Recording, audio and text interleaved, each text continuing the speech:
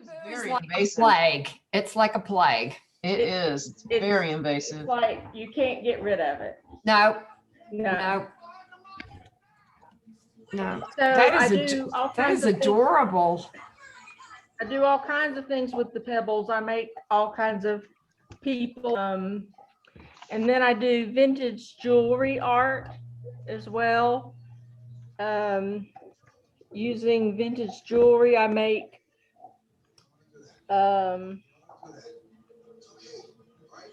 well, at Christmas time, I do a lot of Christmas trees and angels.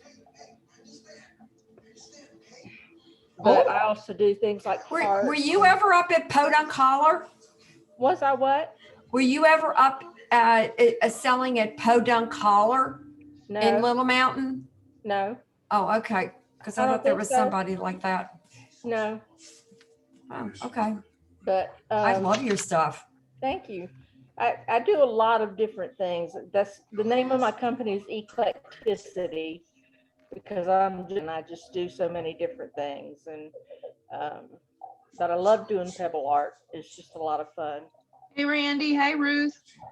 Hey, Dee Dee. Hey, guys. Hey, everybody. I'm new to the group. Welcome. Thank you. Come on, somebody cooking upstairs? Dad made a hot dog. Hey, Sandra. Hey guys, quick question. When I switch to this screen, can you hear that? I can hear you. Oh, wait a minute. This is Ryan Fox. This is what he does. Very strong, sticky yellow. Wait a minute. Hold on. Right down here. You don't need a ton of this paint.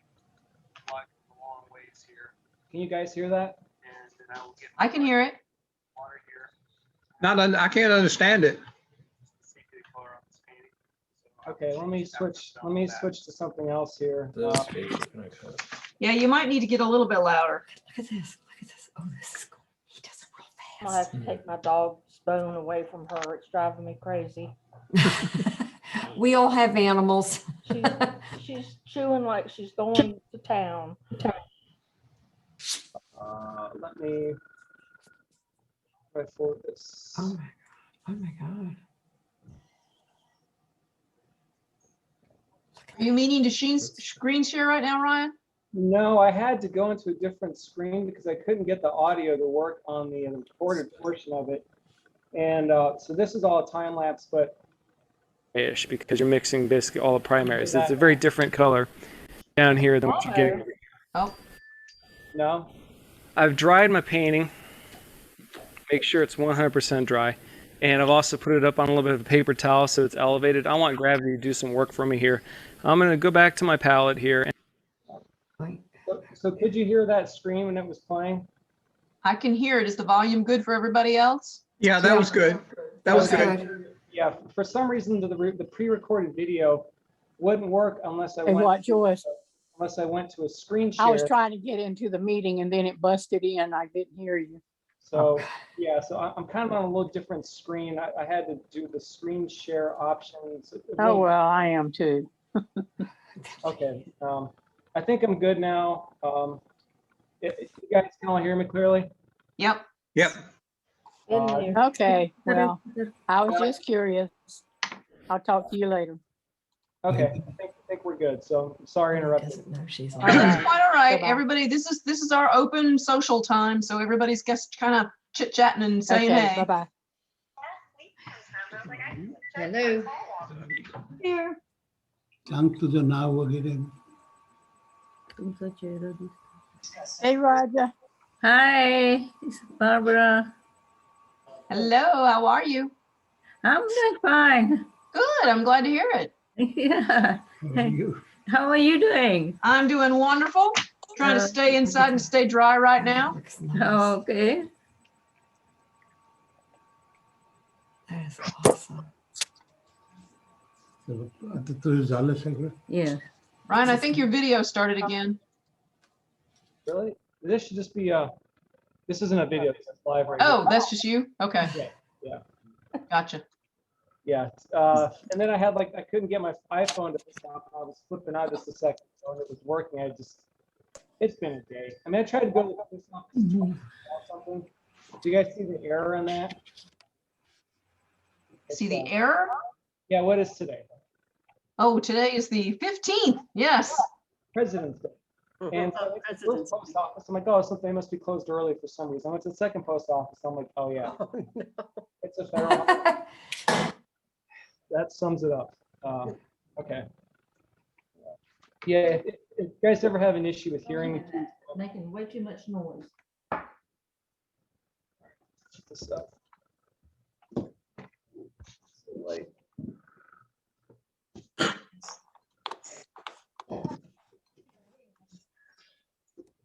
No, no.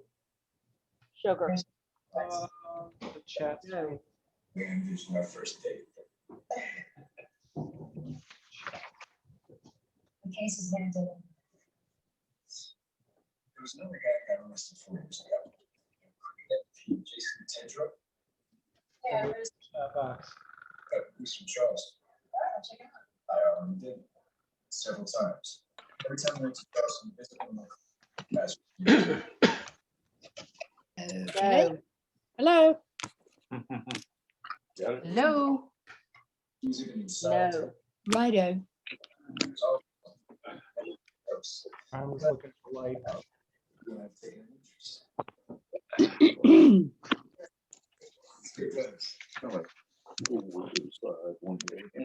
So to start this, Okay. Okay. Okay, I think we're good. Mhm. How's everybody doing today? Great. How are you? Very good. Wet, I very taught wet. today. Yeah, I'm sick of it. They said it's been, what, 40? How many days have been this? It's been 50 something, 56 days this year, and like 42 of them have been wet. Oh, really? I hadn't heard that. Secret. Yeah, I'm like, yeah, I believe it. I'm kind of at that point where. Yeah, it doesn't surprise me, but ugh. We used to live in Oregon, so this is like, an everyday occurrence. Oh, yeah. I loved Oregon though, just because it's just so beautiful, It's like- Isn't it? I loved it, but I mean, I didn't like the fact you couldn't get in the ocean. Can you see? What? Where were you, Alexandra?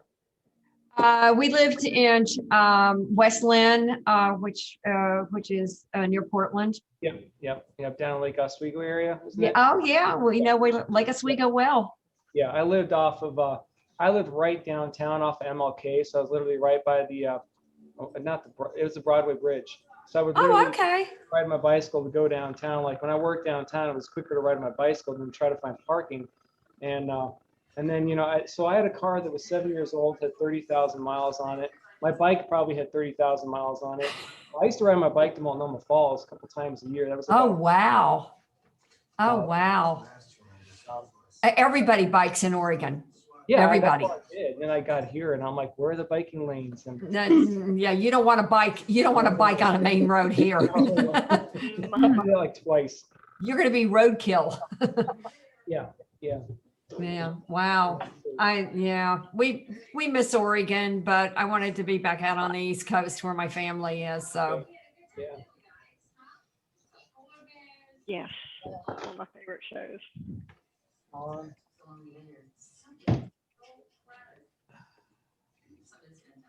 And then how many people do you think are going to be joining us tonight? We usually end up somewhere between 40 and 50. Okay.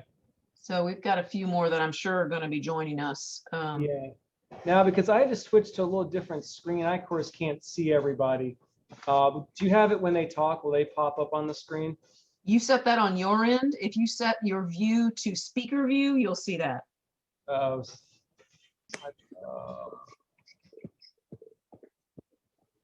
Everybody can set that however they want it on their local thing, so I can't change that for you.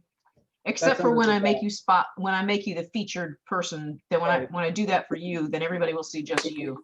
Do you know where I do that? Is it under the three dots or where does that go? Up in the upper right-hand corner, usually where it says view, it shows either like a little grid thing, or if you click on that, it'll bring up a pop down that tells you your choices. Do you see it? No, I don't. But I think it might be under here.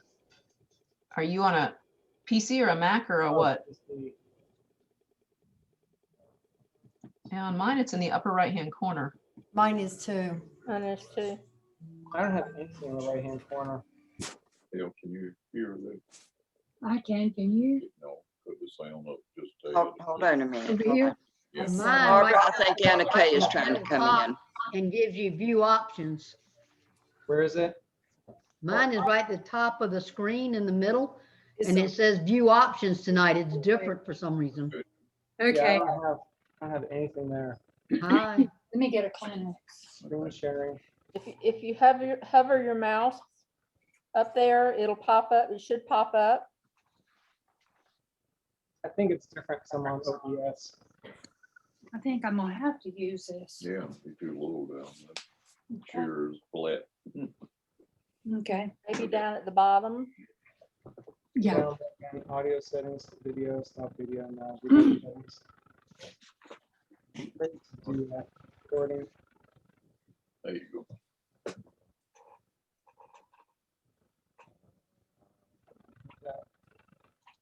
Well, you know, no matter.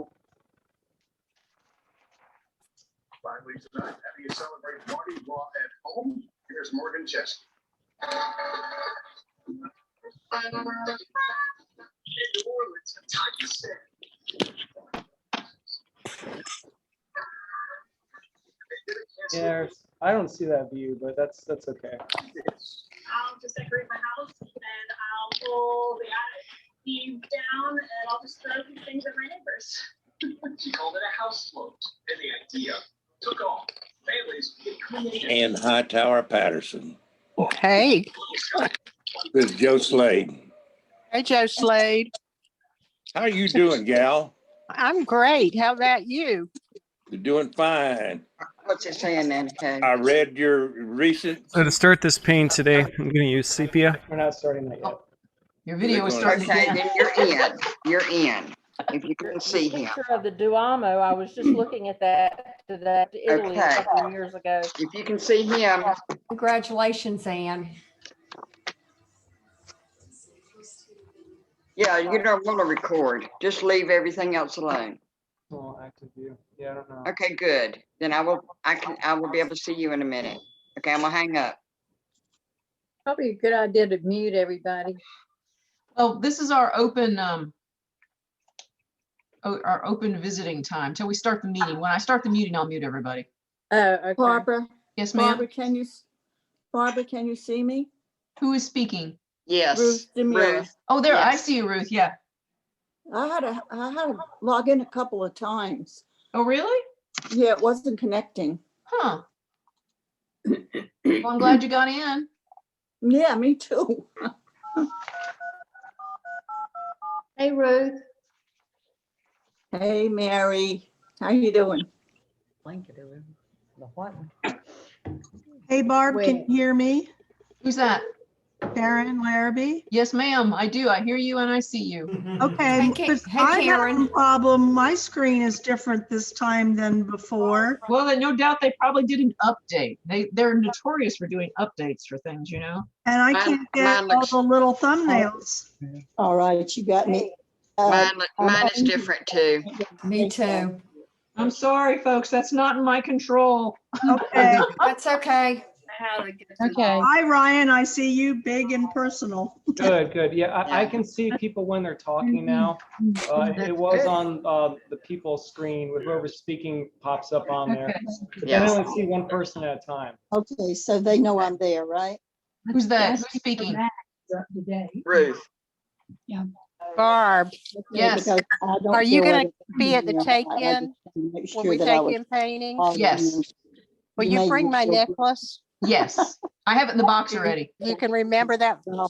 You can remember that far ahead. It's already in the box. I was getting stuff ready the other day and I saw it in there and I went, oh, I should have given this to her earlier. It's all right. I'm in close. You are I've been so in on for- top of it. all Thank day. you. That's my pajamas. but I feel like- Congratulations, Anne. I see, I saw you a few seconds Barbara, ago. are there still people Okay. coming in? Slowly, but we can start whenever you want to start and I'll just keep admitting them while we go forward. Okay, Anna Kay did you get Anna Kay in? Because I had talked her through it. Yes, she's in. Okay, good. Okay. then- Barbara, do you see Joyce? This is Bibi. I saw Joyce and Bibi. Okay. You're where you need to be. Okay, so I guess we can mute everybody now, Barbara. All right, so y'all ready? We're gonna go ahead and start off. I'm gonna go ahead and mute everybody. Then Sandra, you'll need to unmute yourself again. Okay. Okay, bye-bye.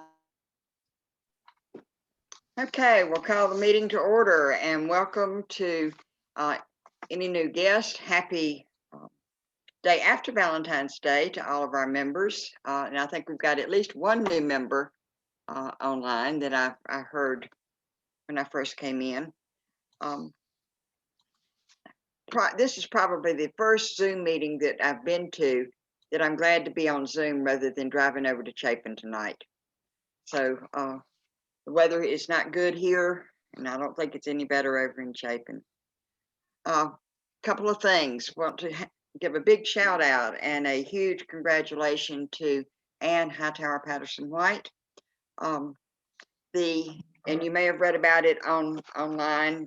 Barbara had already posted it.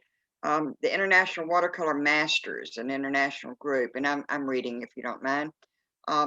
In conjunction with the Society for All Artists, had an annual exhibition with the Masters Watercolor artists.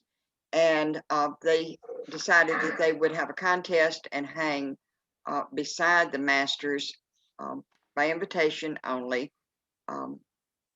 artists from that group. And out of the 2,000 entries, 200 or more were selected as highly commended finalists, and Anne was one of those who won for her wonderful piece, Contemplation. And you probably, if you go online, you can see it. And if that's not enough, her painting Antiques was also selected for the American Watercolor Society. So, Anne, we congratulate you. I can see you in the bottom left-hand side of my screen. So we're going to give you a big clap, clap, clap, clap, clap, even though you can't hear us since we're all muted. But we're proud of you and proud that you are part of our league, and we can call you one of our own. So we thank you very much. Hearts to you too. Secondly, most of you know that T.C. Bowers, who has Palmetto Fine Arts, does allow us to have two artists. It was three, but now he has space for two artists to hang for a 2-month period at his new location. Alex DeFrancesco, and she's on here. You can raise your hand, Alex, if you want to, so people will know who you are if they don't see you. She already has pieces hanging there, and she's scheduled to hang in April and May. She emailed me that if there is anyone who would like to take her place for April and May, since she has things hanging not in the Crooked Creek Art League section, but independently of that, to let me know, please. First, whoever gets to me first will get Alex's spot. And she agreed that she would go on and hang anyway if no one would volunteer. But it's a wonderful opportunity. There's a lot of traffic there. It's right next to Does the Rising near Food Lion. There's a hand that went up. Yes, ma'am. You okay? I can't hear you, but I do know your name. So you would like to take Alex's place? Nod your head, yes. Okay. It's our newest member, Barbara. Lisa? Yes. Okay, Lisa Albertini.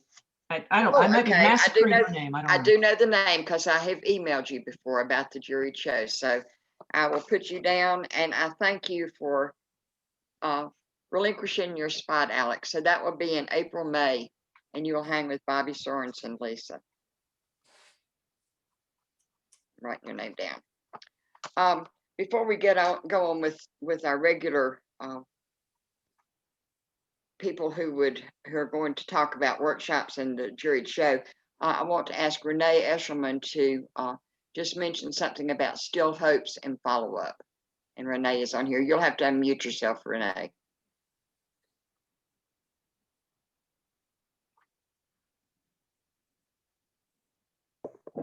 Hey.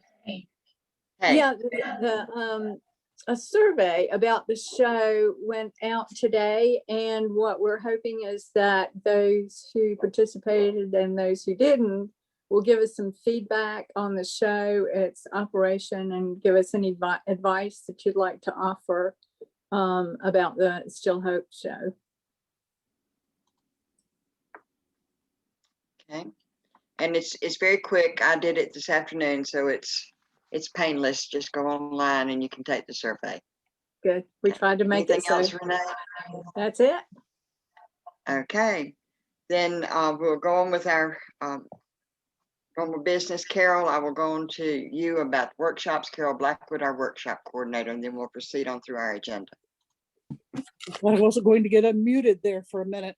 Okay, I'm nothing from me, but well, as all of you know, we have our workshop with Ryan Fox coming up quickly, March 5th and 6th. He's also, of course, jurying our show that goes along with that. And so everybody, if you haven't got in and you want to, there's still a few spaces left. I'm still getting signups now. We have had to switch it to a Zoom type of presentation due to the current circumstances going on, well, here and pretty much everywhere with the virus. And so that's a little bit of a disappointment, but at least we still get to do it. And you get a much better view of what Ryan is going to be doing because you don't have to see through everybody else's head. So I think that's a good thing anyway. And if all goes well, in May, we're going to have a live presentation from Julie. And that's going to be the abstract landscapes with collage. And actually this has that I request presenters, and I don't know whether that means for the workshops or whether you mean for the classes that we have. It was recommendations from members for workshop presenters for next year. Okay, all righty, yes. That would be good for workshop presenters for next year. I have a pretty good list at this point, but if there's somebody you really would like to see, I need another medium and a contact for them, a .com or a phone number or something to that effect. But I'm looking forward to Ryan Fox. I painted with him when I was up in Raleigh for the Jerry's Artorama, Art of the Carolinas. But I have a wedding, so I don't get to go to this one. So it's usually something like that. But okay, and so I think that's all that I needed to say, and I'm on to Kay.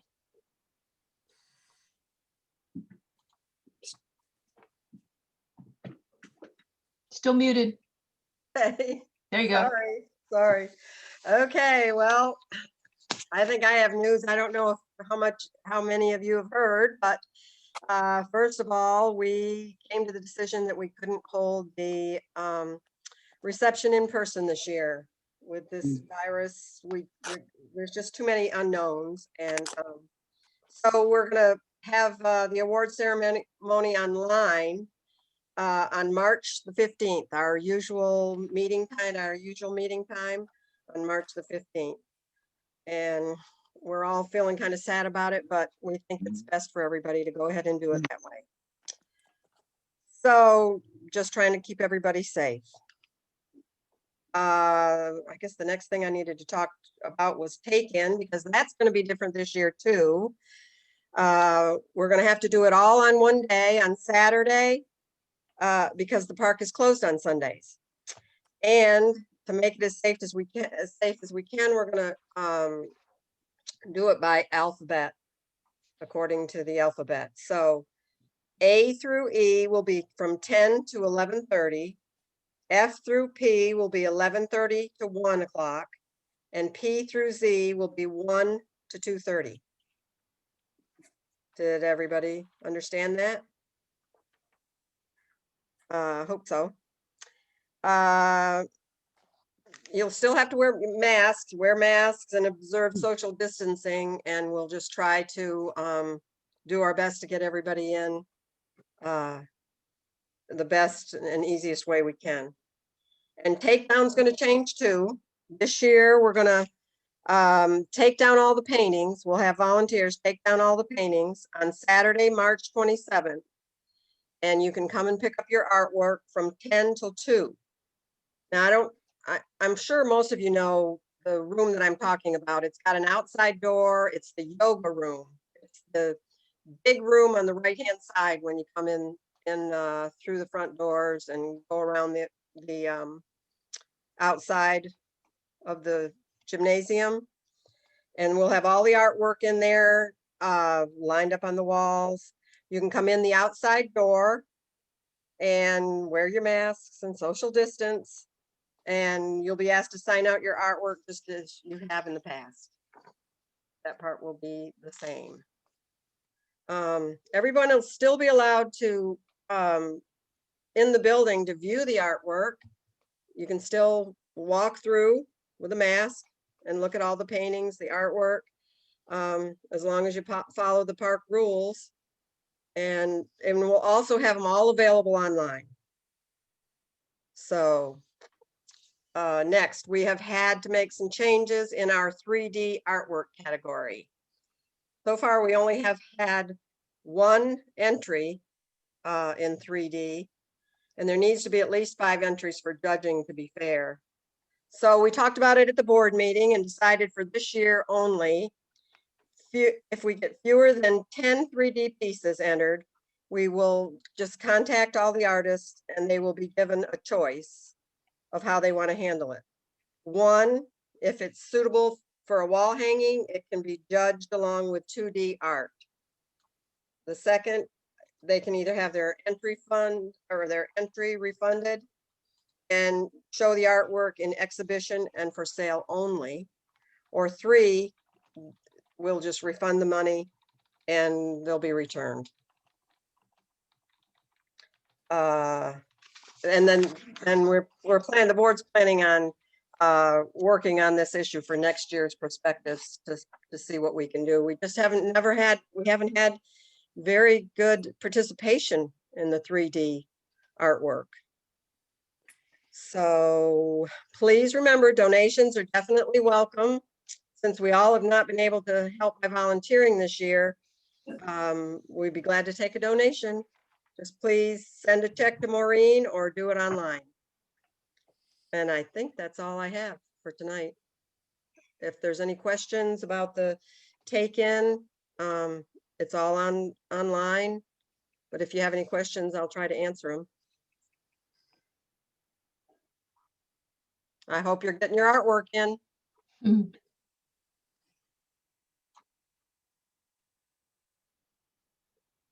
Guess that's it. Okay. I don't see any other questions coming in, so I think you're ready to go ahead and move on. Okay, you know what? I didn't print my, but I think it's. You're supposed to introduce Kay. Kay, yeah. I think, Kay, are you there? Hi, it's me.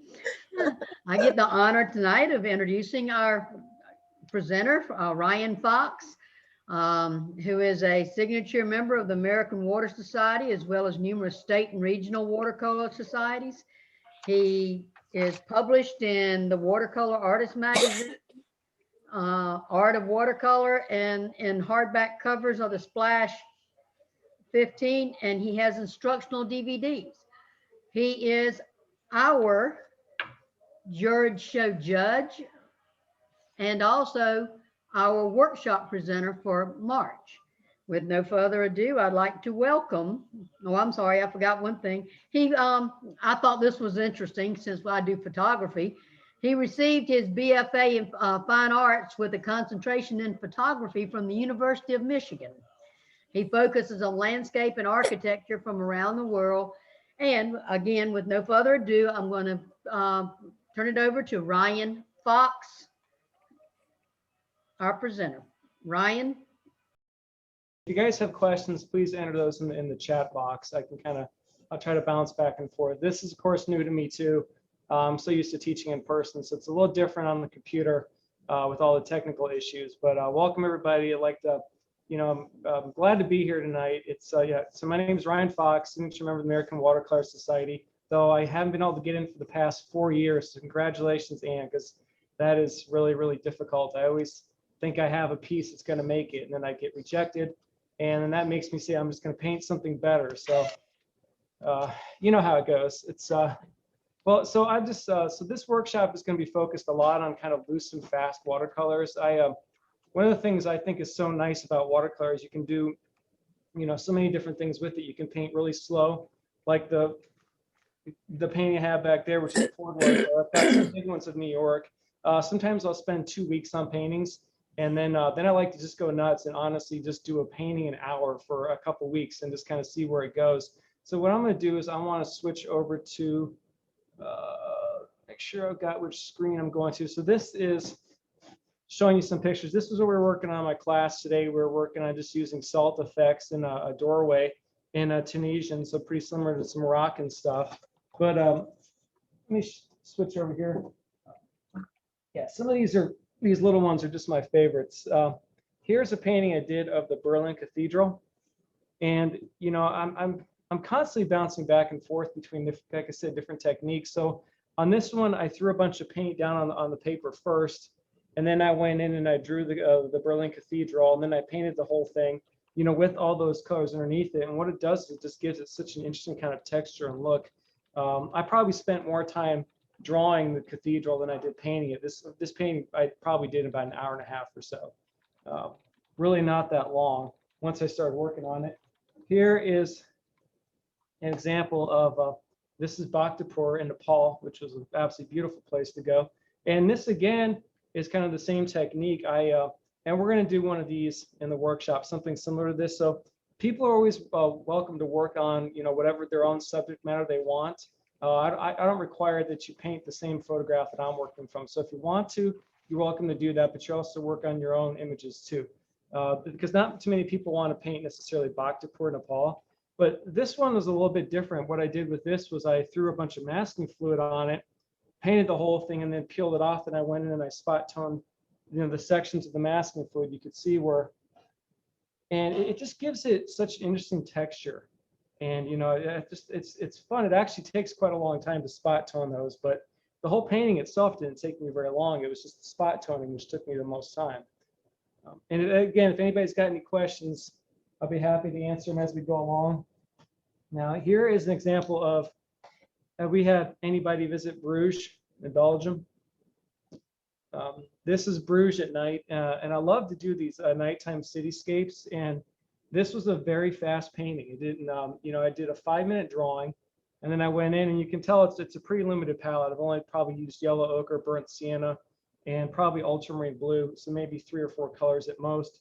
And it's very gestural. It's just kind of the impression of what's going on.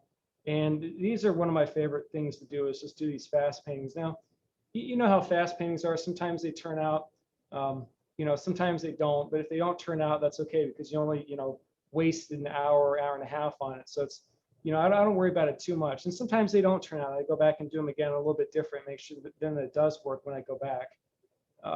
So that was Bruges, and I've done several versions of this a little bit different. And then here is one of Louisville, which I visited years ago and shot some pictures of the skyline. And again, this is not really that many colors, and I used a little bit of masking fluid to protect the highlights, and then just a straight up just normal painting. And here is an example of using, again, a limited palette, only 3 colors. This is Venice. And, a lot of wet into wet, some intentional water blossoms, pretty high contrast in the foreground here. And it's, I completed this in a workshop earlier this year, I think, October of last year. Here's one I did in my, I was playing around with the Daniel Smith Primatech colors. Sandra just asked what our subject matter can be whatever you want. I mean, I love to do architecture, of course. A lot of my stuff is going to be architecture, but we are going to do a floral painting. We're going to do a cityscape painting, at least a floral, a cityscape painting. And, I still have to plan the other 2 out exactly, but it's going to be some kind of loose. So it can be whatever photographs you guys want to use. If you want to paint flowers the whole time, you're welcome to do that. For the materials for the workshop, I believe I've sent you guys lists already. I'm not sure, does Kay have that or Carol have the supply list? It's all out on the website. On the website, okay, okay, yeah.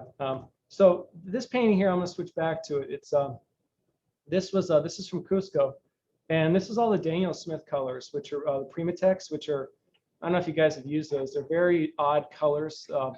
I love them. They're extremely grainy, but they don't behave like normal watercolors. There's something about the binder of those. But you know, I was kind of going for more of a monochromatic look for this. There is still a lot of color in it, but you know, I wanted kind of just the grays, because that's kind of how you feel when you walk around and, you know, 13,000 feet, your brain's just mush for the most part. And here is a floral that I did with lots of water blossoms, a lot of color. You know, I love the artwork of Carol Carter, and I think Renee, did you have a painting of Carol Carter in your background there? Is Renee still on? Yeah, Renee Eshleman, are you muted? But I love the work. Yes, I do. That's Carol. That's Carol. That's what I thought it looked like. Yeah, like I love her work, but nobody can imitate what she does. But you know what I like about her work is it's a lot of water blossoms and letting things do what they're going to do. So I like to kind of do my interpretation of that. And that's one of the, I think the wonderful things about painting is that, you know, we as artists, there's so much information out there. You know, as people told you earlier, I have a degree from the University of Michigan. I took one watercolor class in college. I really enjoyed it. I took an oil class in college. I didn't really enjoy that because it all ended up all over my face, my car, everything else. But the problem was that the watercolor class was taught by the oil painter. And so I didn't really learn watercolor. And so I traveled the world, took all these pictures over the years. And then when I sat down to learn watercolor, I pretty much just learned by looking online. You know, I went to see all these different people. And what I love about doing that is, you know, on Instagram, Facebook, YouTube, what I think is so nice about that is I like to look at what they do, but I like to make it my own. You know, I don't want somebody to look at my work and say, hey, you just took this person's workshop, you took this person's workshop. So, you know, I encourage you guys, you know, to take the techniques, make them your own, because yeah, this is a lot of water blossoms and color on this guy. But, you know, I think it looks like, you know, my style. It looks like the stuff, I like to marble the technique and, you know, really play around with it. But yeah, this one didn't take me 2 hours. This is a little bit more, probably about 3 or so, but it was a relatively fast painting. Here's another example of a floral that I did too. And this was one of my students' photographs. I lots of times let my students challenge me. I'm like, hey, what do you want me to paint next week? And they give me an idea. Then I go home and I have to try to figure something out. Usually it works out pretty well. I've embarrassed myself a few times, but I try to do my best. And here is one of, if anybody's familiar with Duke, you probably recognize this, Duke Chapel. Is anybody graduate from Duke? Probably. Anybody in the group? Well, so obviously where I live up in Raleigh, North Carolina, these are pretty popular. I saw a lot of these guys. We're gonna do something kind of similar to this with the techniques. This is a very limited palette using just a little bit of masking fluid and kind of just going crazy with the colors and water and letting, I think what watercolor does best when it's wet. You know, I'm not one of those guys, I usually don't do a lot of section by section paintings. I like to kind of just go and have fun with it. So we're gonna be doing a lot. So we'll do something similar to this in the workshop also. Let me go. Now this is a brand new one. I just put this out. I just painted this 2 days ago. And what I was trying to do is I was trying to get a shallow depth of field effect that you get in photography. And this, you know, so this is our tree frog that lives on the back porch. I'm not sure if it's Tina or Jerome. My wife says it's Tina. I think the female is larger than the male, but it's, you know, 3 colors. And I was trying to just get one area in focus, just the front of the frog, and make the rest of it look like it was shot, you know, shallow depth of field. So that's, you know, and this is just about timing with this sort of technique. Has anybody else tried something similar to this before? Remember, you'll need to unmute yourself if you want to speak. Yeah, or you could put something on the chat if you'd like Yeah. to. That might actually be easiest just to answer on the chat if I have any questions. But yeah, I'm going to do more of these. These are fun to do, but they're a lot about timing. You just got to really play with the timing. No masking fluid. It's a straight up painting. Now I'm going to go to. Ryan, when you say timing, Do you mean timing of putting the paint on the wet paper? Yes, Is that what- exactly. Yeah, Okay. and that's something I'm always talking about, you know, in workshops, in classes. It matters what colors you use, what order you use the colors, when you put them down. If you put color on the wet paper, you're going to get a different effect than dry paper. And really, that's, you know, I feel like I'm always going to be a student of this medium because I'm always learning something. But it's always those little things like knowing how to approach a painting beforehand. Is you know, I've become much better hopefully after 10 years of doing this. Really only 4 years full time. I was a stay-at-home dad, you know, for years with little kids. So you know how it is with kids. You know, if you get 20 minutes every now and then to paint, you're happy about that. But yeah, now it's full time. So let me switch to this image here. And so this was one that ended up completely different than I had intended. I just kind of, it didn't get out of control, or I didn't lose it. It went a different direction than I thought. But can anybody guess what color this is here? And if you saw my Facebook post, please don't cheat. Anybody know what that is? Looks a Not little like yellow. ochre. That's what people think. But this is sap green. Really? Watered down sap green. And so what happens when you put it next to other colors like cerulean blue is the cerulean blue kind of knocks out the blue in it and it brings out the yellow. Huh. And it's just kind of a color theory thing. Like, and that's something else I'm always thinking about, like what colors go next to other colors. How can you achieve such depth and expression by using just not that many colors? And again, this painting is only 4 colors, but you know, opaques, and you know, there's this, I don't know, I'm always learning something new. So this is definitely something I'm going to use again. But yeah, that's I think that's Holbein sap green or Turner. I can't remember which one. And so let me switch over here. So here's a painting I did of Venice, and this was a commission of an old painting, which I'm not a big fan of commissions. I don't like recreating old paintings because I don't remember what I did half the time. But this was the first one I did. I didn't like it as much, so I did a second one for the gentleman. No, actually, this was the second one. He liked the first one better, and I thought this was the better one. So this, you know, really fast, just a couple hours. Again, limited palette. And you know, and pretty much just start at the top, go to the bottom, wait till that dries, and then do it again with just darker colors. So that's just one way of, you know, painting, and lots of scratching. Not a lot of detail necessarily, but it looks like there's detail in there. And now here is one of Cusco in Peru. Has anybody been to Peru? This is the Incan alleyway. So again, just playing around with some different colors and, you know, just trying to keep it loose if I can. Now, so that's just some of the stuff that, you know, I like to do fast. There's all kinds of ways to paint. Let me switch over to here now. Let me grab some of this stuff. Sorry, I'm trying to keep this all organized. Now, what I want to show you tonight was an example of, so here is, this is my original reference image that we're going to start. I'll start this in a few seconds. The Duomo, of course, I'm sure some of you guys have been to Italy and have seen this yourself. Beautiful place. I will show this in just a second here. But this is an example of using watercolor where the first thing I do is I cover the paper with black. And I use a strong staining black. And then I paint, you know, I painted the Brooklyn Bridge. Then when I was done with the Brooklyn Bridge, what I did was I, you know, had to wait for it to dry 100%. Then I went over it with a couple of colors. And what happens when you do that is it creates this effect of atmosphere on top of black. A lot of people paint black last, and that's okay if you put your black on last, but the problem is if it's sitting on top of a bunch of other color, it kind of just looks dead. It doesn't look like, you know, the glowing luminosity that I love with watercolor. So what I do with this technique is I paint the black first, then I cover it with the other colors, and you can see how it creates this effect of this atmosphere. And the painting of the tower took maybe about 40 minutes. The colors take about 5. And I've got some other examples. Actually, that's what I'm doing tonight. Here's one of CCAL in Guatemala, Central America. This is almost an 8 of 10 out of blackness.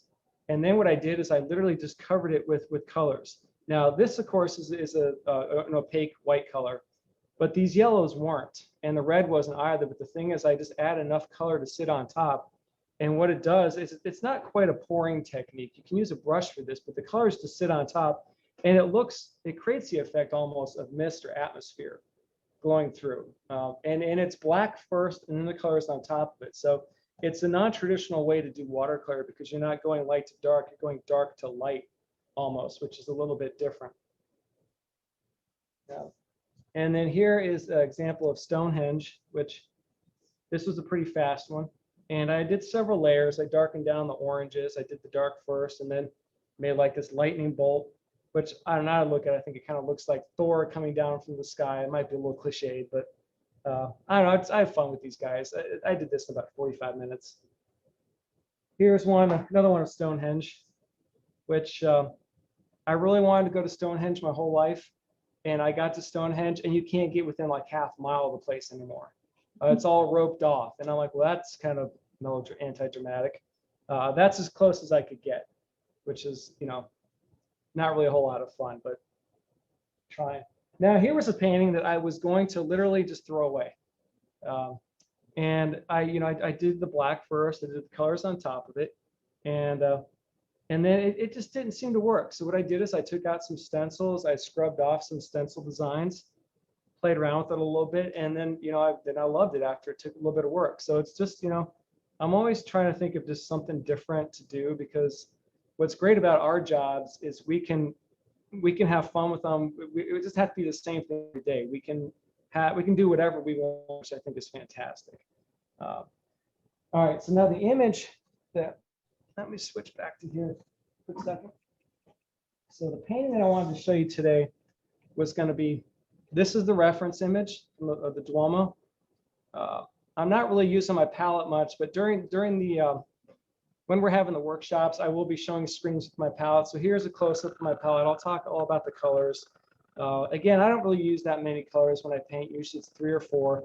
I know my palette's disgusting. I apologize. I never clean it though, because these grays are what I think give things life. So I love to have the grays in the palette. I love to mix these guys up. And then I never really know exactly what they are, because it's a combination of just a bunch of different colors. Now, during the workshop too, I will have the palette hooked up, so you can see the colors I'm using over here. I'll have the painting I'm going to be working on over here, so I can go back and forth and tell you what's going on, why we're doing things. This is the finished painting of the Duomo. And I'm hoping this works right now. And how are we doing on time? We're at 7:30. Yeah, 7:30. You're fine. Okay. So now this is the part I'm hoping works. I'm going to switch to a video.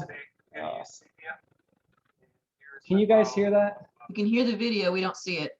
Okay. Oh, you don't see the video? Oh, now we see it. Okay. I'm sorry. Yeah, Okay. I thought we were looking at your palette still, but yeah. It's a little delayed. Actually, the sound's really low. Did you click on share sound? We might need to restart it. I still see the palette. Am I supposed to be seeing something else? The palette's in the video. Not yet. Okay. I'm We're good actually now. seeing the video, but when you click on share that, you need to click share sound. I thought I did that. Not share screen. Where do I click that? It's under the options under share screen. Right now, this is the time lapse of you doing the. Oh, I see this. I'm not seeing that pop up. It should be an option like in the lower left-hand corner when you share that screen. I thought I did that when I first came into here. This was the problem I was having, was trying to get the video to play on this. But you guys can hear me right now, correct? We can hear you if you want to just tell us what's happening. Yeah, let me mute the. I don't want to. Yeah, so this is the problem I was having with this. All right, so right now I'm just painting in just sepia, using Winsor Newton sepia, the Duomo, and I'm constantly turning my painting back and forth so I don't stick my hand into something wet, especially with strong staining black. You don't want to do that. So this is the time lapse of about a 35 to 40 minute painting, and I'm just going in there and just doing the details using a squirrel mops and a nice brush. The wonderful thing about Winsor Newton sepia is that color doesn't move. Like once you put it down on the paper and it dries, it stays there forever, and you can barely get that color to come off. So It's a really good black to, to put down first and then go over because the black doesn't lift off. Another color that works very well is lamp black. So someone just asked, so Alexander just asked me if the pieces are, I just saw it, sorry. The pieces I was showing you guys, are they wet watercolor on wet watercolor paper? And not usually. Yeah, most of those weren't wet on wet. The floral paintings that I showed you were wet on wet. The other ones I think were all wet on dry. I'd have to go back through and look at most of those. But yeah, the floral ones were wet on wet. Everything else is pretty much wet on dry. So you see here, I'm continuing to work on the Duomo. And it's basically just a you've got your white of the paper, you've got your black, and then there's a couple midtones. Not that many. With this sort of technique, I find you really don't want to try to get too detailed with the black and whites, because if you do that, once you cover with the other colors, you lose about 80% of those details. So if you keep it very strong, very graphic shape, and then you put the colors on top later, I think it works really, really well. Trying to see if anybody else asking any questions. Sorry, I was. Ryan, the black you're putting down first it's a watercolor, right? It is, yes. So when you go back over it with a wet watercolor, why does it not lift the black? Because it's a staining color. So I mean, the only way you can get that color off is to really scrub it. Oh. And it really just sits right on top of the paper. And it's and that's a great thing. But lamp black also works pretty well, but that pulls off a little bit more. So, if you're going to use other blacks that aren't necessarily staining, you have to be really, really careful and use a very, soft brush like a squirrel mop when you go over. Otherwise, you pull that black off and it starts to mix on all the colors on the paper, and that doesn't look good. So we try to avoid that. So I'm just going to the chat box here. All right, so this part's almost done, and then I'm going to start the color here in just a second. I'll just have to narrate it, I guess. Yeah. Yeah, I'm just not sure how to do the output for the video, recorded video on this program. I know how to do it live, but I was trying something different because I obviously didn't have time to do this during this demonstration. We're almost there. There's all the people. Has anybody climbed that tower or Basilica? No, it's very high. It's high. Yeah, I ran to the top of the tower next to it, which was. Yeah, I was with my 11-year-old at the time, and he just sprinted up the whole thing. And I'm like, Rocco, you can wait a little bit, Yeah. He didn't care. All right, I can forward this a little bit. I know it's almost done now. Hold on, let me just move this side a little bit. Y'all, just as a reminder, if you have any questions, you can use that chat window.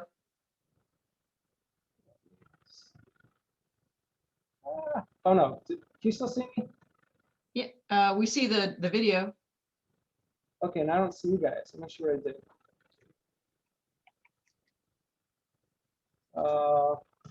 Somehow, but you can still see me, right? No problem. We're seeing the video. Okay. Okay. All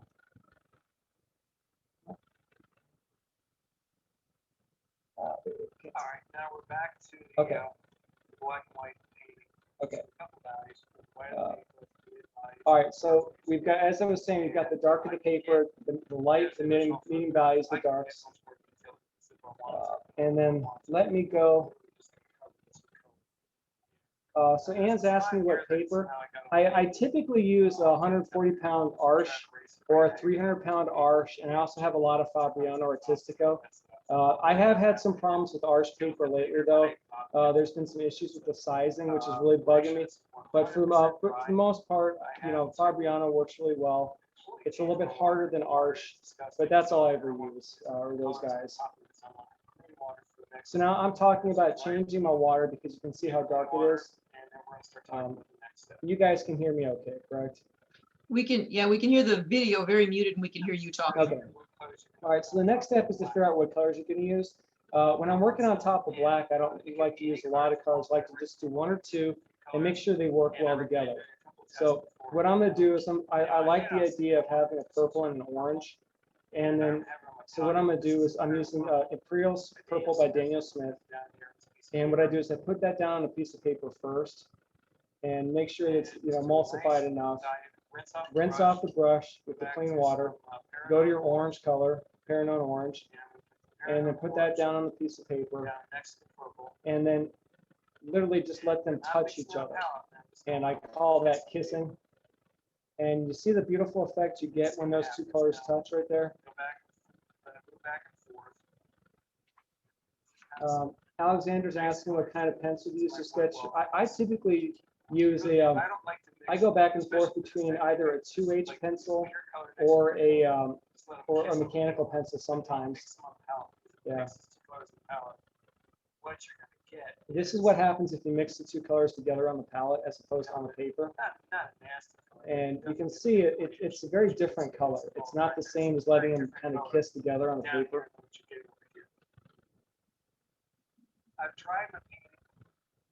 All right, and so then you have to make sure that the black is 100% dry. If it's not dry, once you go over with colors, what's going to happen is that black is all going to lift off, and it's going to make a mess. So as you can see here, I've squeezed out a bunch more color. I've got some more orange. I've got some more purple on the palette. And I'm just going to use those two colors for the whole painting. And I'm going to leave a few specks of white on the paper. And what I'm going to try to do with that is I'm going to try to create maybe a compositional triangular formation of the specks of white. One of the ways I move color throughout a piece, or move your eye throughout a piece, composition, of course, can do it. Color is another way to do it, but also those white dots, where you do or do not leave those, is a great way to move the eye throughout the painting also. So yeah, this painting is pre-centered right now, so I've got to figure out a way to get your eye to move. So I'm going to do that by leaving the 3 spots of white. Upper left-hand corner, that 1 spot of black, which is on the paper. And now I'm going to start using color with a swirl mop brush so I can soak up a lot of color at once. Mary C is asking how long I wait for the black to dry. You just as long as it takes, as long as it feels cold to the back of your hand when you touch the paper. If it feels dry, if it feels cold, it's still wet. So do make sure that the black is 100% dry before you start going with the colors. I usually hit it with the hair dryer much longer than I need to. And make sure you mix up the color enough on the paper. Now this looks pretty strong to start with. I'm just going with straight orange. I'm making it run downhill. So I've got, you know, my paper propped up on my paper towels a little bit. I'm going to leave some of the white of the paper. I can always go back later and get rid of those if I want to. I don't have to have those later. But I do like to have some pure white in the paper.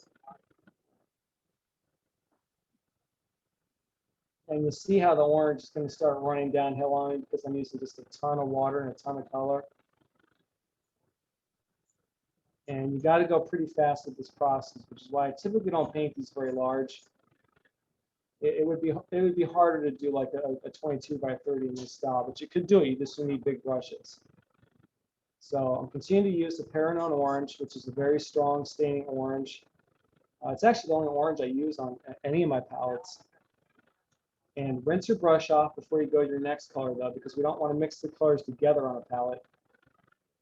And now I'm working on the Imperial Purple by Daniel Spitz. Now this is a strong color, so you got to make sure that you don't put straight paint down the paper, because you're going to see me do that in about a minute here by accident. And I'm laying the paper flat now because I do want the colors to mix, but not too much. I'm starting on that edge. You see where that orange hit that purple. And they kind of kiss each other right there. Orange overtakes everything. It's always the dominant color. And I'm just going back and forth and just putting down. You see how that black doesn't lift? It doesn't move at all. Now, if you continue to go back and forth over the black, it will start to pull off. But because it's a strong staining color, it stays down there pretty darn well. And see, I put straight paint. I said to mix it up a little bit and let those colors touch and kiss.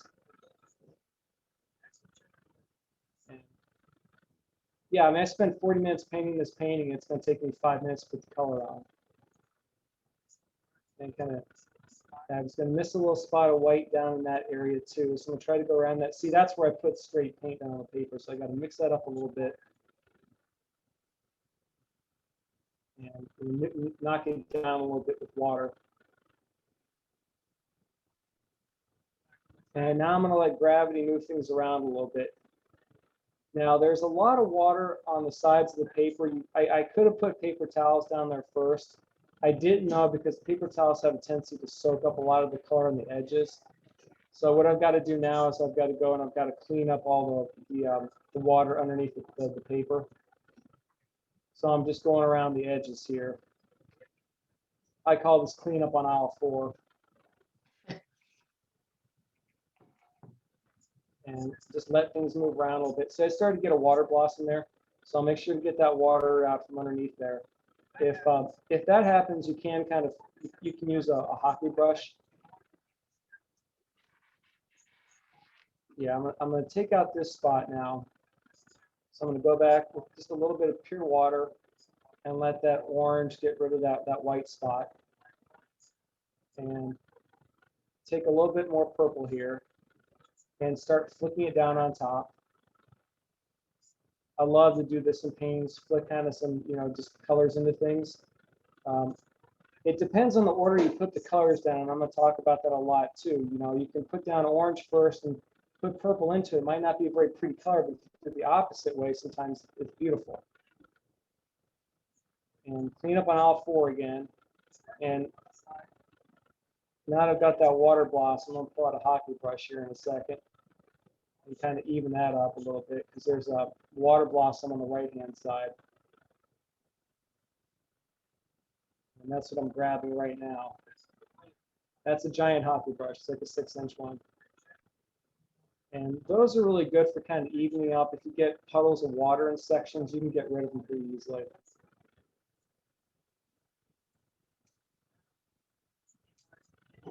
And so I'm just trying to figure out what I want to do now with this painting. So I'm going to lighten up some areas to take off a little bit of that color before it dries. And you see that it doesn't pull off the black at all. The black still sits there. You should have a clean paper towel is what I was saying there. My paper towel was kind of dirty. I reuse paper towels constantly. I never buy new ones. So I'm going to take out a little bit more color here just to get back to the white of the paper a little bit. And I'm going to do that there also. And I was saying here, if you want to drop more water, you could, but they're going to create big water blossoms. So it's completely up to you if you want to do that. I'm going to soak up a little bit more of the color there with the thirsty brush. And that won't disturb the black paint. Now I lost a little bit of the white in that area, so I'll go back later and kind of take out some of that.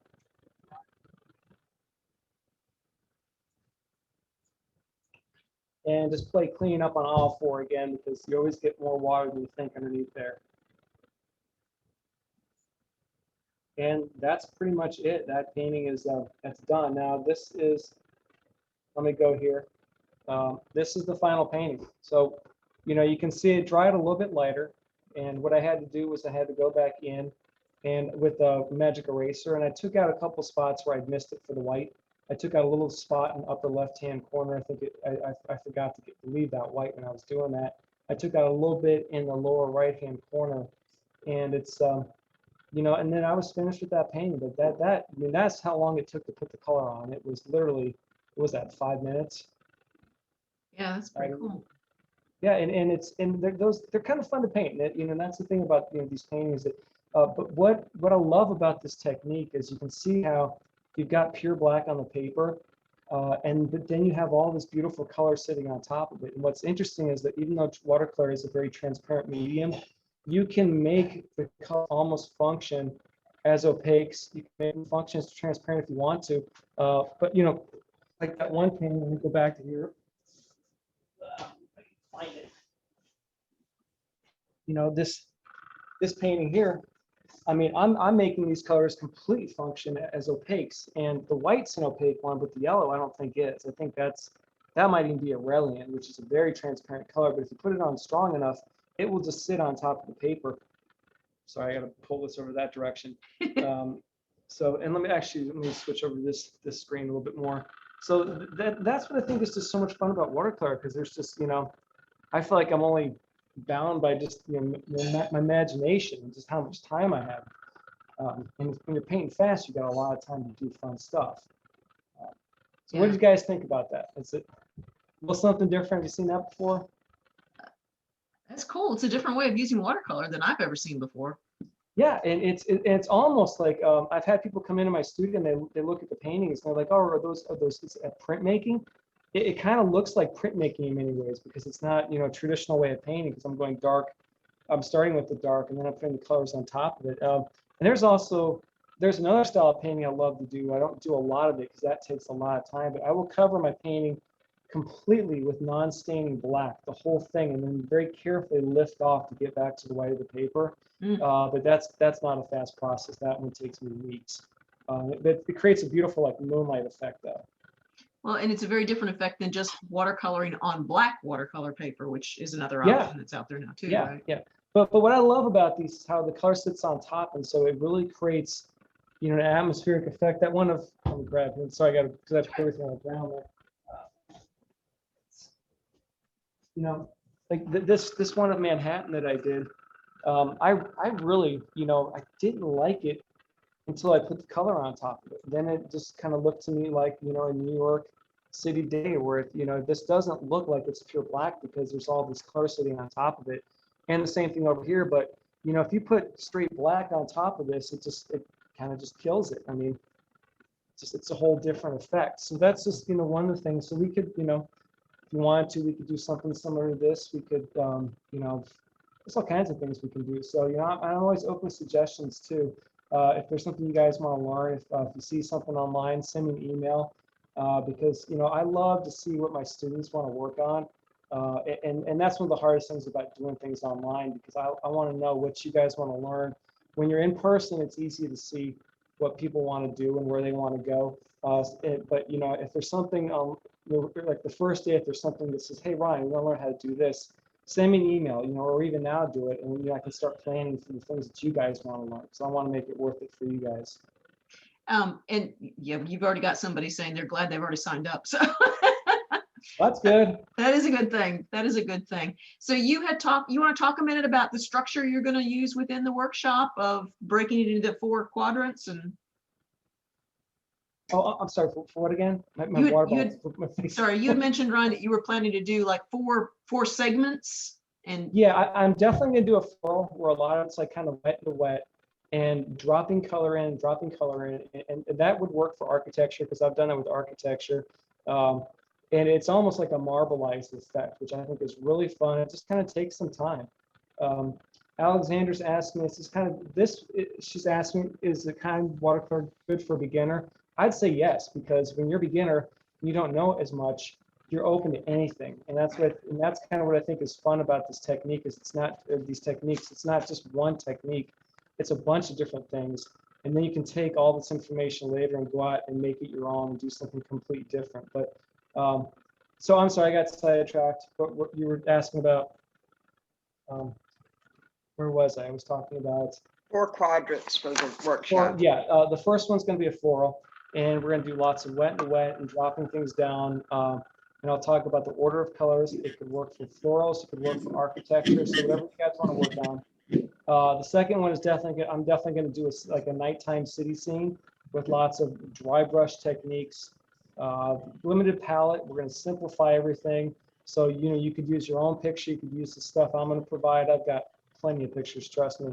And then the next 2, I'm not exactly sure, but I want to kind of see where people want to go on. But they're definitely 2 things I do want to work on. Yeah, definitely those 2. But there are going to be 4 different things we're going to be working on. So anybody else have any other questions here? I don't see any other in the chat that we haven't already answered. So y'all jump in. What questions do you have for Ryan? Either put it in the chat or you could unmute yourself and speak. Yeah. Explain again how you deal with water blossoms. Oh, I love them. So I kind of encourage them, but you know, it really just depends on how, you know, if you put water down first on the paper, and you know, with blossoms, it depends on the colors. So, you know, you've got to experiment with the colors beforehand, and there's no rhyme or reason sometimes to water blossom. Certain colors that you don't think are going to blossom like you wouldn't believe.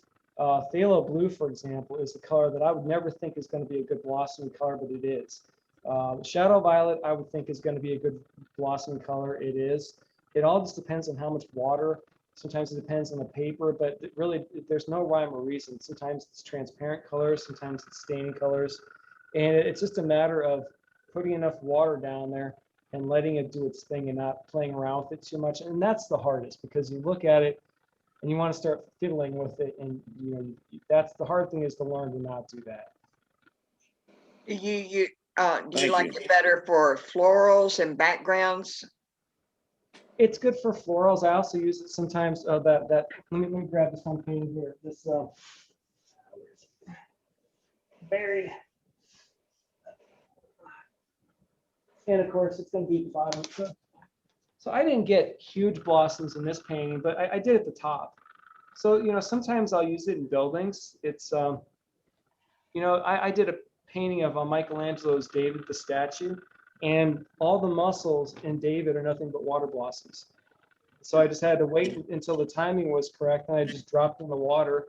There was his bicep, there was his deltoids, his hamstring. It was all water blossoms. And I have a painting of the Charles Bridge in Prague, where the whole background, all the detail, I put down just a solid wash of color.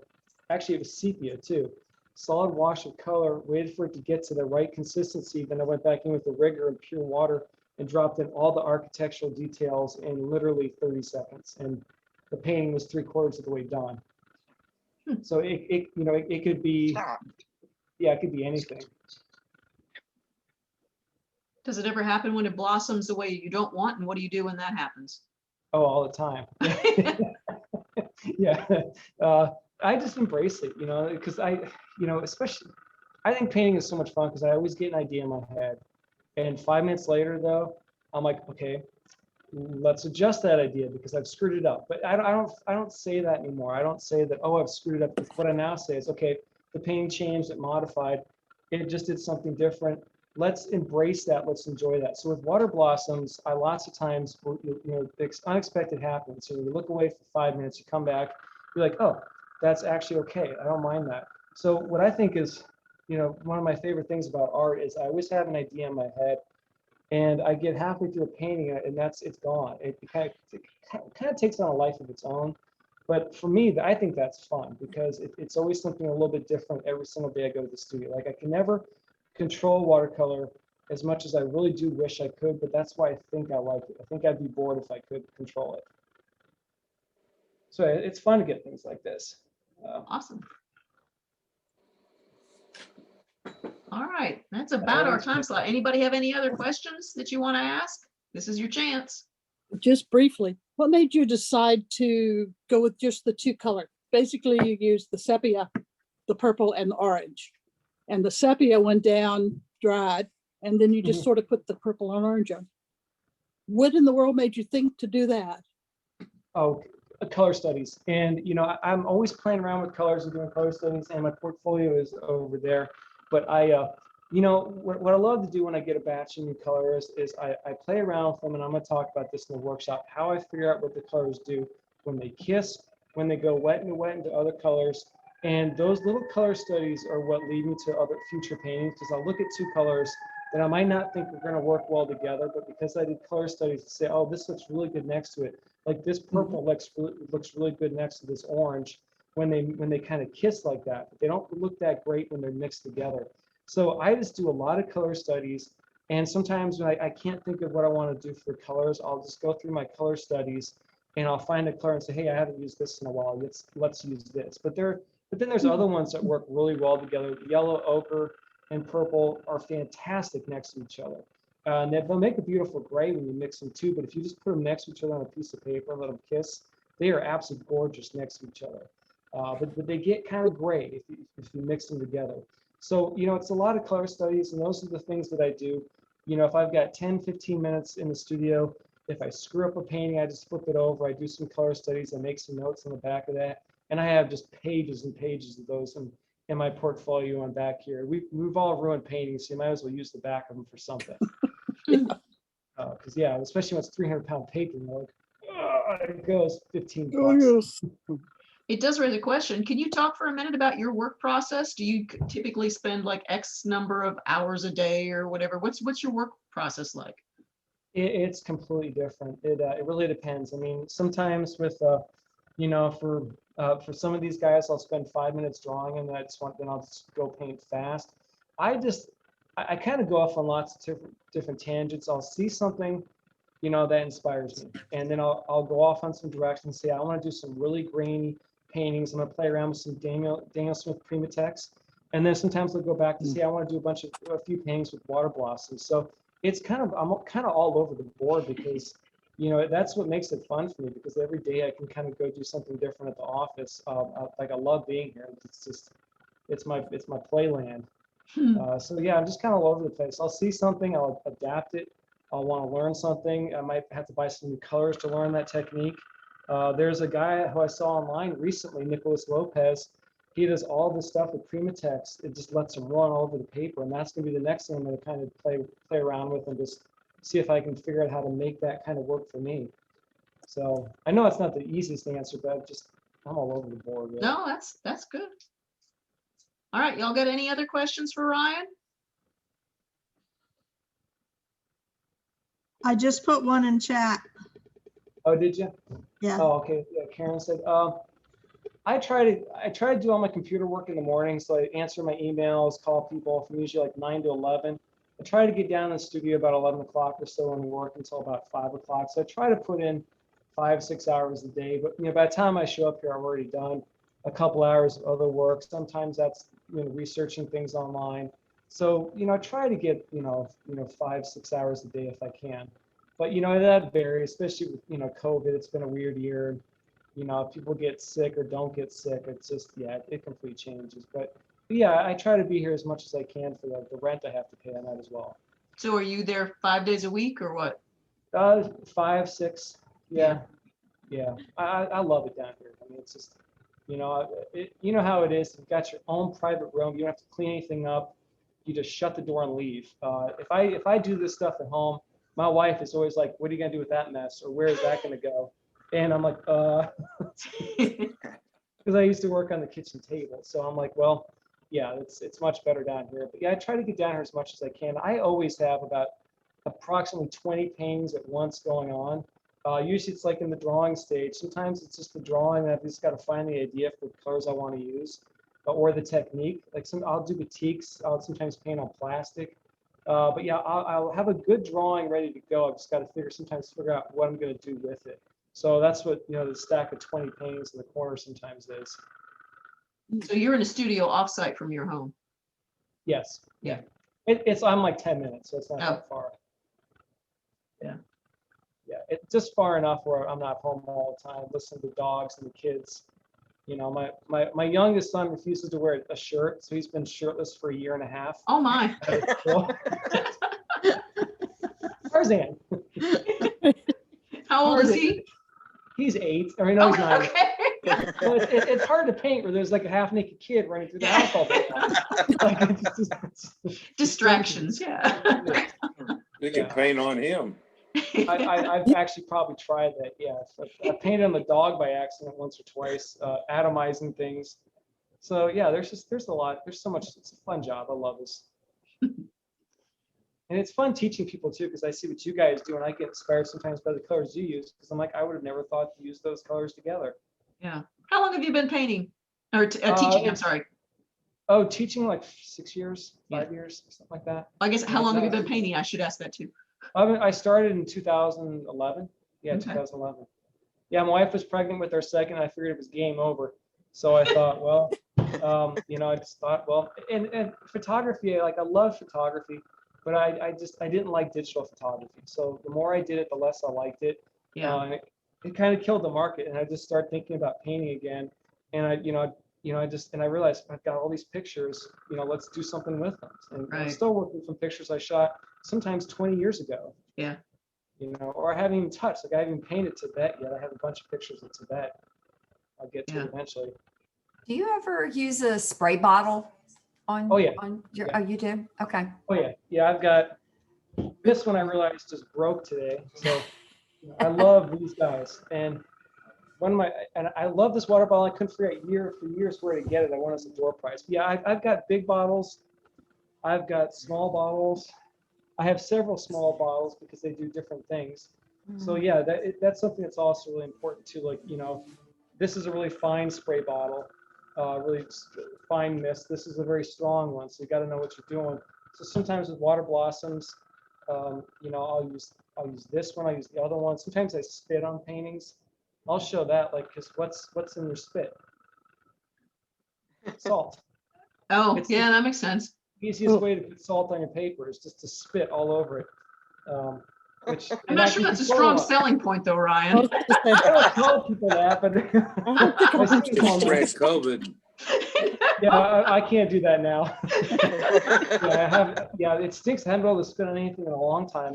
And also, I haven't been doing the atomizing paintings because that blows paint literally just everywhere. Yeah. So, you know, I can't do those in classes because I don't want to be, you know, spraying everybody. So that's, yeah, something I've had to limit for a little while. Ryan, do you ever paint with an attempt to send a message via symbolism in your painting? It's not, well, I have, yeah, I've done some political paintings, and you know, they've, you know, either people love them or they don't. I did a painting recently of, you know, it was the Minnesota George Floyd riot, where there was a picture I saw and I wanted to paint it. Now, I always work for my own photographs, but this is one where it wasn't my photograph, I wanted to paint it. So I contacted a photographer from AP and asked him if I could paint it. And I said, look, I know I can't sell prints of this because AP owns it, but I wanted to auction it off, you know, and give the proceeds. So I do some stuff sometimes, some political things, but usually, you know, with like the architectural work I do, it's more of an attempt just to get you know, a feeling across, and through colors, through composition, just to do something beautiful and fun. So, you know, I have done a few things, but usually I just, you know, I just enjoy painting, creating something different, just making, I don't know, making this scene, which is not a bad looking scene in real life, but making it look even better, I think. Well, beauty is a message. Hopefully, yeah. Who's got any questions? I don't want to step on my stuff. Ryan, Yes, do you ever drop or spray alcohol on your paintings? I've done that on Yupo a couple times. Okay. Yeah, that's a very strange. You guys, have you painted on Yupo before? Anybody? I paint on it a lot. Yeah, it is. I love it and I hate it. It's Right. right now. Yes, it I would love never that dry. relationship. Yeah, Renea, it's What is it called? What is it called? Yupo or Yupo. I'm not sure how it's pronounced Okay. properly, but yeah, I've got several paintings. I wish I could turn my camera easier because I've got several on the wall in here which are painted on Yupo, and I love them. What I usually do with Yupo is I cover it with just abstract colors, and then I just turn it around and around until I see something, and then I go in and I paint it. So sometimes they'll become an Eiffel Tower, sometimes it's Venice. Sometimes it takes me 3 years until I see something, but you know, then I'll go in and paint it. But yeah, it's a fun process, and Yupo is a really interesting way. It's actually a really good way to learn about color mixing because the colors take hours to mix because it just stays wet because it's plastic. You really can see what happens with colors, and when you're painting on Yupo, you really will see which color is dominant and which one isn't. There's always a dominant color. Right. You take two colors, one color is going to overtake the other one. You just have to learn which ones. Let me switch here. This Paranone orange here, this color explodes in spiders into everything. You know, now that I know that about that color, when I use it, I know it's going to blow up into whatever I touch it with and do that kind of spidering effect. So yeah, Cool. Thank you. You're welcome. Thanks a lot. I appreciate it. Anybody else any questions? Yeah, I will. Yeah, when we do the workshops, I'll show you around the studio. But right now, I'm hooked up to a laptop, so it's not super mobile. You see, there's cords all over the place. But yeah, this is. I wish I could find a Yupo painting, but it's on that wall over there, the other direction. Okay. Ryan, we'd like to thank you for your presentation tonight. I'm sure that anybody who has not signed up, there's going to be an argument for those spots that's left, if there's any left after tonight. But yeah, I hope we get more people. Very informative and very good. I appreciate you presenting tonight. Oh, no problem. Thank you very much. And we look forward to having you, the workshop with you and having you as our judge. Yeah, thank you very much. Appreciate it. I said, thank you again. I want to Thank you. remind the members of the May contest, the South Carolina feature of Feathered Friends and Wildlife. Be working on your pictures for the May or your works for the May show or May contest. And the last thing I need to do is door prizes. And first one is Dale Bishop. Dale's on. Okay. And second one. Thank you much. Oh, you're welcome. Kimberly Case. Kim was on. Kim, are you still here? I think Kim's still on. I'm here. Kim's still here. Okay. Yay. Thank you. Sandra Wilkie. Sandra is on. Okay, so those are the three. Dale Bishop, Kimberly Case, and Sandra Wilkie. Those are our Awesome. door prize winners tonight. Awesome. Congratulations. And I'd like to turn it back over to Thank you, Ryan. Sandra. Thank you, guys. Appreciate it. Thank you, Ryan. Looking forward to the workshop. Thank everyone for coming. I don't know what the weather's like at your way, but my phone has just been going off with lightning and thunder in my area. So Oh, it's not that bad here yet. Oh, you know, it's been thundering here too. Yeah, And and I if will- anybody, I will I'm sorry, forgive. Dave. Go ahead. But if anybody, because I've got definitely the first 2 days planned. If anyone is signed up for the workshop and there's something that you would like to see, send me some emails, because again, I want to hear feedback from you guys to plan the lessons that you want. And go onto my website, take a look at some stuff. Some of those are fast, some of those aren't. But if there's something that I haven't mentioned, shoot me an email. Maybe we can cover that for the second day. Okay, and I'll post your website and your email address, but you might want to say it out loud just once right here for folks who want to write it down. Okay, so the website is rfoxphoto.com, rfoxphoto.com. And I'm having issues with the website, the JavaScript.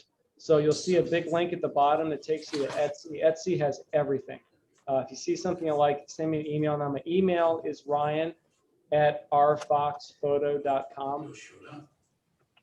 Okay, and I will put that again out to everybody when we Yeah, if you could please. follow up. Yeah. Yeah, and hopefully I'll have the website fixed in a couple days or a couple weeks, but I can't touch the JavaScript stuff. That's beyond me.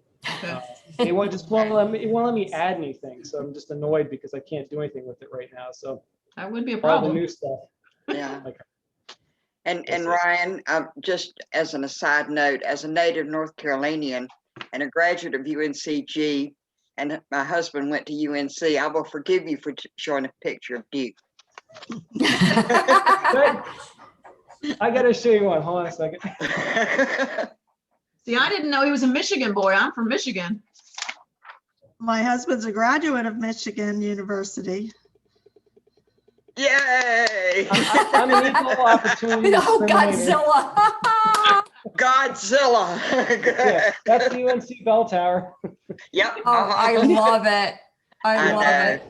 I All have a monster. I'm a monster fan. I have a monster series of all the big university stuff. So there's a monster smashing something. I have that's an so annex cool. down on the UNC old wall. I mean, people they like that stuff. It's just kind of fun, Oh, I know. Well, Godzilla thank rocks. everybody This is for old coming. Godzilla. I like the old Godzilla. Yeah. All right, everyone. Next time we meet will be for our awards ceremony in March. So get your paintings ready. We're ready for take in and ready for Ryan to do our jury. So thank you for being here tonight, Ryan. Thank everyone for being here. Yeah, And thank you. stay Thank you. safe. All right. I don't know how Bye, to get out of everybody. here. Thank you, Ryan. Thank So you. we're good. We're okay for me to leave now? We're good. I'll end it, but you Okay. can go ahead and drop out, Ryan. Let me Okay, know guys. if you've got Thank you everything so locked much. I down as far as the appreciate it. jurors and the times and the dates, okay? Okay. All right. We'll do. Thank you. All right. Thank All right, you. Thank you Bye, so everybody. much. See everybody soon. Thanks, Barb. Thanks, Barb. You're Thanks, welcome. Barbara. Good night, everybody. Good night. Night.